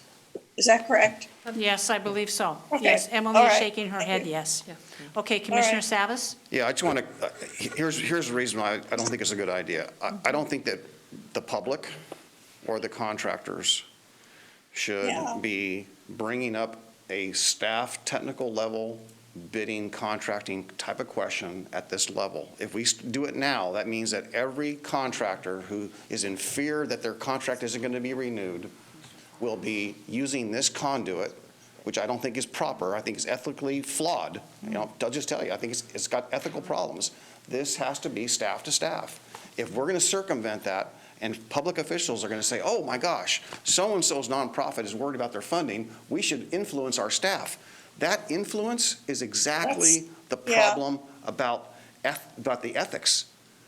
That there has to be a firewall between that. We cannot elevate contracting issues like that. Tell me where I'm wrong. Someone, tell me where I'm wrong. Commissioner Fisher? Yeah, no, Paul, I think you're absolutely right, and that's not what I would ever suggest that we interfere in. I just would like to let the community know that we acknowledge this immediate action, because I don't think it's the interest of anyone sitting around this table to be delayed in any type of procurement process which results in an interruption in service. That's not the values of Clackamas County. I just think acknowledging that addresses every point that they've brought up. It addresses every concern, and it makes it stronger to reiterate the values of this. I would encourage people to look at the U.S. Code 41, 2102, 2107, 2101-07, Procurement Integrity Act, and all the things that go along with that, related to that. It speaks to this. Thank you very much. Okay, this discussion has finished. We're going to move on to the last item, Nancy. Yes, we have Administrator Housing Task Force update. I do know Commissioner Savas has to leave, and I don't know if. Paul, you want to talk about it quickly? Real quickly? Yeah, This is the last issue today. Yeah, I think we focused on the messaging and how to get, what staff was going to do about all the things we are doing. Nancy, you were part of that. Commissioner Schrader was part of that discussion. We didn't talk anything about finances or anything else. That we'll have a quarterly update early next year when we have a better idea what those revenue streams are. There was an idea that was brought up yesterday. I didn't share this with Commissioner Schrader, but at our C4 Executive Committee meeting, maybe we ought to have a monthly update of what the disbursements are from the Metro Supportive Housing dollars. You just put that number, hey, we got X amount of dollars this month, and people can see, and maybe have some kind of an update at C4 regularly. But Commissioner Schrader, did I miss anything? Anything you want to add? No, I think that our conversations have gone really well. I think we've explained things to people, but we're not, we really are upfront about this. We meet with our chief financial officer to assess what's coming in and how we're going to manage to, quite frankly, do the appropriate backfill, at least to get us to 75% of our goal. And remain hopeful that additional money will come in, and we all hope it will be in the spring to the full 32 million, not just 24 million. But we live in uncertain times, and I think we're just prudently trying to move forward with implementing a regional plan in our LIP. So I think the cities listened diligently. I think it went well with C4. I also think it went well with the chamber yesterday as well, because they requested that we come speak to them about this and give them an update. And frankly, I'd be willing to go to the Clackamas County Business Alliance, Oregon City Business Alliance, any group that would like to really have us be extremely accountable and transparent about how we're moving forward with this. Would be willing to listen to us so we can they can understand that we are truly working on this problem in a very significant way. I And we are think- dedicated to making it happen. Martha, I think you attending the CCBA and the OCBA is good. The OCBA did Well, not we could sign get- on to that letter because they know exactly what we're doing. But regardless, I think your attendance there and explaining the programs would be helpful, especially for the CCBA. And I too have had conversations with the leadership over at CCBA on this. My main thrust of the conversation was, why didn't you reach out to any of your Clackamas County commissioners before you signed on to such a letter? And we have been supportive of your organization. I have spoke at their group many times, and something like this, you could consider. And by the way, it was not a unanimous vote on their board that they sign on to that, and I think that they may be reconsidering this issue. I sure hope they are, because it has wide-ranging implications about our relationship moving forward, and I'm not going to mince words on that. So Nancy, regarding this task force meeting, do you have any further updates that were missed on this? No, I think that everything was covered. I don't recall anything else. We're watching it very closely and making sure that we are being conservative too in what we're looking at in the future. Good, thank you. Commissioner Fisher, your card is up. Yeah, thank you, Chair Smith. I'm just interested in understanding and moving forward. I know that Jill Smith was recommending that we do a supplemental budget to allow for the additional dollars. And I know that when we discussed this a few weeks ago, he was going to also suggest, or a couple weeks ago, suggest that. I'm assuming that our bureaucracy works as it does and things will come to us as necessary, but wondering what the task force was looking at in regards to that. Well, so just real quick, I want to leave right now, but I'm going to say that Finance mentioned, they have their regular budget adjustments, and they'll come to us with that budget adjustment. It'll be for the recommendation out of the group, which is the 14.2. And any financial recommendations that come out of the group are determined by the group in its entirety, not just one person per se. So we try to make sure we have consensus. So I think consensus is we're going to move forward with the 14.2 budget adjustment as needed, or when it's needed. Okay, thank you. Commissioner Salas. Commissioner Schrader, you're up. May I add to that, please? May I add to that, please? This doesn't preclude, as dollars come in, us continuing to make those adjustments. Again, I'm puzzled by this because I'm not sure what the underlying assumptions are and where it's coming from, that this is the way we should proceed, because we're proceeding in a way that actually fits our county and actually fits the residents and what they expect from us in terms of moving forward. So again, I really don't know if there's a campaign going on or whatever. I stay out of that. I would agree with Tootie that I would hope that since we are elected officials, and certainly I don't think I'm the best thing since sliced bread, but it would be respectful to contact us first if these things are going on out there. So it isn't like some kind of a campaign to throw stones. And that's what I am most concerned about with this. If people have a question, if they want to know, all of us are accessible, and I am more than willing to share every bit of information. And I think that we will probably do a supplemental budget eventually that will be greater than the 14.3.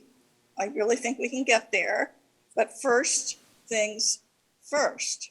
And that's kind of where we are with it. And I just wish that other folks out there wouldn't be, hammering us in a way that I've never quite seen this before, really. And it's not particularly respectful towards people who spend their time as electeds, trying to make tough decisions and move forward with agendas. So that's my last statement. Thank you. Okay, any other comments on this issue? If not, Nancy? We are ready for Commissioner Communications. Okay, Commissioner Communication. Who wants to go first? So I'll go first. Okay, Commissioner Fisher, you're up. So I'm going to work with Emily and just do my own little thing that I'll be looking into it. If people have issues or concerns, really respected what Paul says about contracting. I'm very aware of all of that because I used to manage contracts for Multnomah County and very respectful of that. But I do want the community to know that we are listening to them, and I will bring back if there are things that this board that I find out or things that we need to do, or Chair Smith, I'll connect with you directly. So could you be more specific? Are you talking specifically about the nonprofit community? Yeah, no, it's just the letter said, distribute newly awarded, ensure continued funding for existing contracts. Nonprofit service providers who are under the front line of caring for our most vulnerable are still facing an uncertain future over existing contracts, some of which are expiring 12/31. Expedite the work to approve existing contracts. So you must have a list of those folks? No, Can you share that? I don't, Martha. I just have heard anecdotally that some nonprofits are ramping down services, very essential services, because they don't know, their contracts have not been approved. And so I don't know exactly which nonprofits, I don't know which services, I don't have any information. Emily tried to get that information from staff, did not have it for today. I'm going to follow up because this is important. We need continuity of service delivery. I will actually sign it. I will follow up with you. I think actually perfect. I think the whole commission would follow up with you on this. Yes, so I will do that work. But I think that this letter today needs to go out. I'm good with that. But I do worry that we shouldn't be off on our own. We have to be operating with consensus as a group on these things. I would love to operate with consensus, but I think it's important that we address this very Commissioner, legitimate concern. I love you to death. I do. And I'm home. I'm home today because I did tell Tootie I'm having some medical issues. Okay, nothing big, but I'll be fine. But I do think we should not be getting ahead of our skis. I understand your concern. And I think that anything that Emily comes up with dealing with this, we should all be informed about it. Because, I don't want to be put in a position with these folks that they somehow think I'm some hard-hearted monster who doesn't care about them. And I get the feeling sometimes there's elements out there that I am just like, really, where is this coming from? So we're all here to work together and we're all here to help. And Commissioner Smith, I'm gonna take a break now because That's fine. Your voice is probably wearing out. Goodbye, Thank you. guys. Okay, all right. So, a point of clarification. I said the entire board was going to sign this letter, but you voted no. Right, I voted no, but I will sign this letter and I'm going to, when it goes out to people, I will write my own thing because I think it's just too important to not address every point. Okay, Emily that's did fine. an incredible job. I just want to make sure that I will change my include your vote to signature yes. I love the letter. Okay. It just needs that point. Yeah, okay, got it. Okay, so that's my first thing. Now, my second thing that I wanted to talk about, and I'm sorry I can't breathe. When are we going to be done with the masks, Nancy? Monday. Can you tell me? Like, is it going to be the end of December that we're not going to have to wear these? I have actually, this isn't really commissioner communication, but I've recognized that I call it mask breath hunger. It's like, I feel like this need to gasp, and now I think I've developed this habit that is really annoying. So I'm going to ask all of my commissioners to help me when we're done with the mask to overcome my weird habit of breathing if it continues without the mask. That's okay. Don't worry about it. But I appreciate we were looking at all the ARPA dollars. I appreciate very much the narrative provides a lot of information. I've asked Nancy a couple more questions.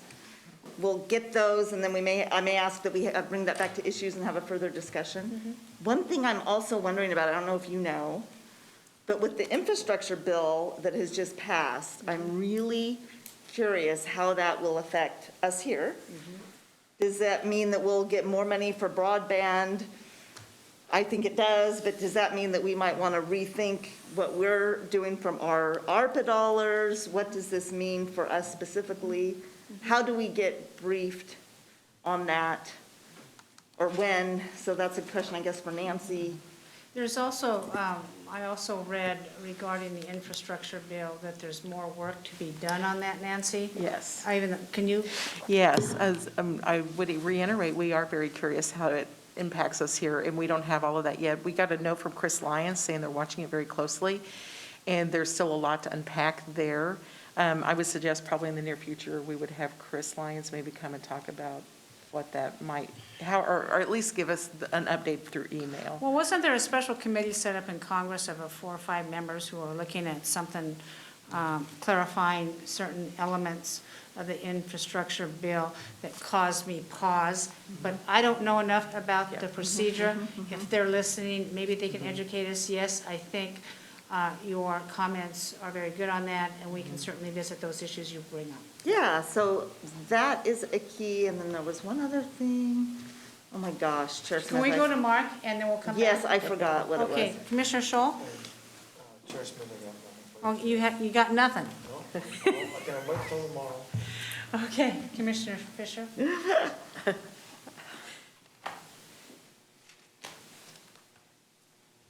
Let's see, there was ARPA, Housing. Task force, housing. ARPA dollars, housing. We know what we're doing with that. Maybe that was all. Well, you can bring it up again Yeah, tomorrow. oh, There's no, tomorrow. yeah. So I think those are important things that we need to be Those are looking very at. important. And We have a lot- especially before we do this transportation tolling town hall. Oh, on That we- tolling. That we get the information. You That know- we have a little more, The Substance. December 1st, I think, tolling town hall, we have a specific panel coming to address that and listen to people's comment. And we've decided, and I didn't have a chance because we just discussed this yesterday, we're probably going to have a second town hall on tolling with different representation as we move forward on this, because I think this spring, it's going to heat up with our constituents, the residents. So I think we're going to do 2 town halls on tolling, Commissioner Fisher, and if you want to have input on that. But this first town hall, Commissioner Savas put together, with the help from PGA, the first panel, and we're going to talk about, mainly just a listening session. And then we're going to do it again, because I think it's warranted. yeah, well, it may be that with the federal, if we find out that we're getting more investments, and that, I know that highways is part of that, that maybe we won't, it will change the tolling conference. I don't have enough information. So in that infrastructure bill, it's very interesting. There's also an aviation component in it, and there's also an energy component in it for energy providers. So I've reached out to 2 of those entities that Clackamas County has interest in to alert them, and I have no idea how that plays out at all. So it's just not transportation. It's pretty big So deal. it's pretty yeah. big, broad. I remembered my other question. I'm so Okay, go ahead. glad that we had this conversation. So Nancy, with the mandate for vaccines for employers over 100, do we know if that affects Clackamas County? So so we're still learning a lot about that as well, and as you know, there's something in federal court about that too. Oregon has its own OSHA regulator, so actually the state has to take what the feds are doing and translate that into what they're going to be expecting us. So my guess is it is going to impact us, because I do think the state OSHA is going to adopt a lot of that, but we have not received any guidance from the state at this time. But we're one of the few states that has that funnel that goes through our state OSHA. Do we know the time frame as when that will go into effect? Well, the state of Oregon has 30 days to do their plan. And then that will indicate when the time frame will be to comply? Yes. Okay. Yes, it should be. Well, that's some more information than I had yesterday. Thank you. Yeah, Yeah. thank you. Any other comments? Nope. Seeing none, this meeting is adjourned. Thank you, Commissioners.